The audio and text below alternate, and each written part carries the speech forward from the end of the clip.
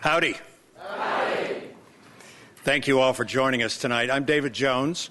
I'm with the George Bush Presidential Library Foundation, and it's my honor to welcome you tonight. And would you join me in a big welcome home salute to the 41st President and Mrs. Bush?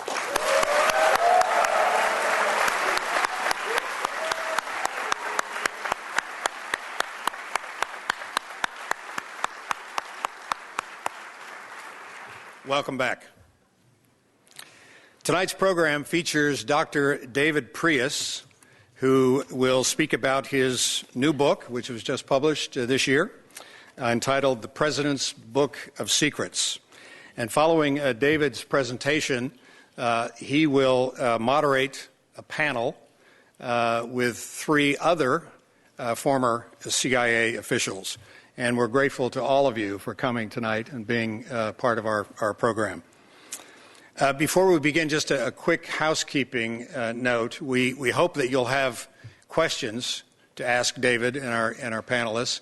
And in order to accommodate as many questions as we can at the end of our program, we'd like you to fill out your questions on the cards that you were given when you checked in. If you didn't get one, our Bush School ambassadors in the sport jackets and name tags will be circulating. Just raise your hand and they'll get a card to you. And then if a question occurs to you, please write it down and pass the cards to the outside walls.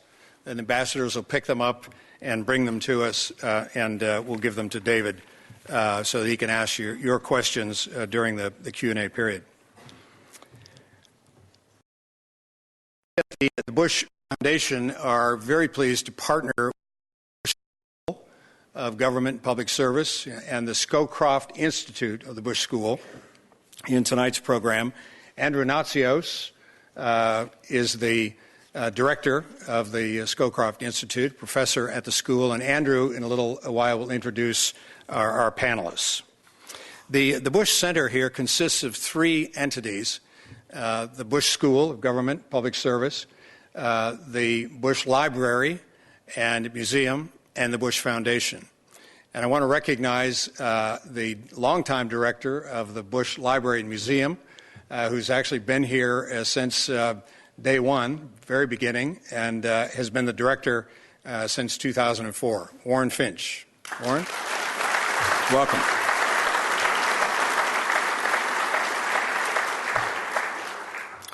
And now I want to introduce the newest member of our leadership team here at the Bush Center, Mark Welsh, who is the dean of the Bush School. Mark joined us in August after a very distinguished 40-year career in the Air Force. He retired in July as a four-star general. And during his career, Mark served at the CIA in the Military Affairs Office. He commanded U.S. Air Forces in Europe, was also the commander of NATO Allied Air Command based in Germany. He served at one time as the commandant of the Air Force Academy, his alma mater.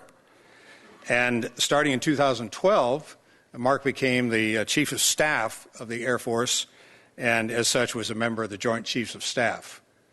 We are so fortunate to have Mark Welsh with us as the Dean of the Bush School, and it's my honor to introduce him to you, ladies and gentlemen, the Dean of the Bush School, Mark Welsh.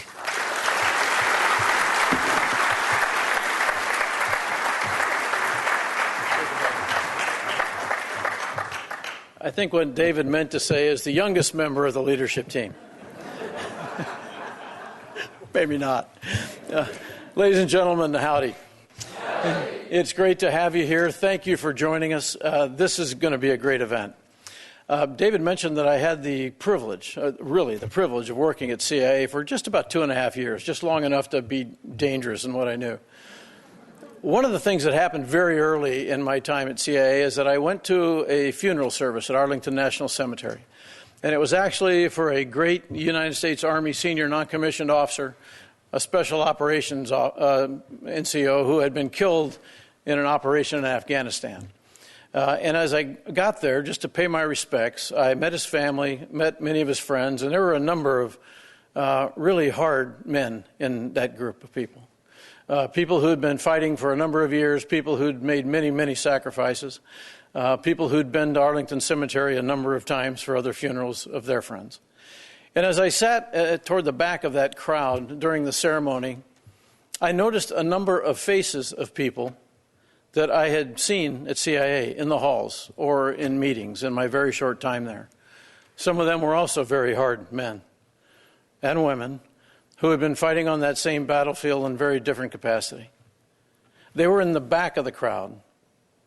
They wore suits, not uniforms. They wore overcoats. They didn't talk to anyone else.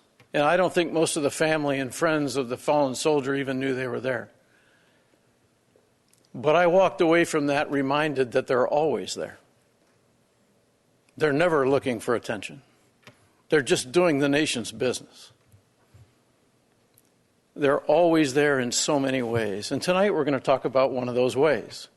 Because the President's daily briefing, that single intelligence product, has shaped decisions, it's framed debate, it's directed analysis, and it's caused the thinking of senior leaders of our nation to change over the last 50 years.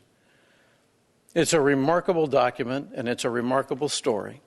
But until now, most Americans knew very little, if anything, about the President's daily briefing. Dr. David Prius has changed that for us. Really, with remarkable access and remarkable input from presidents,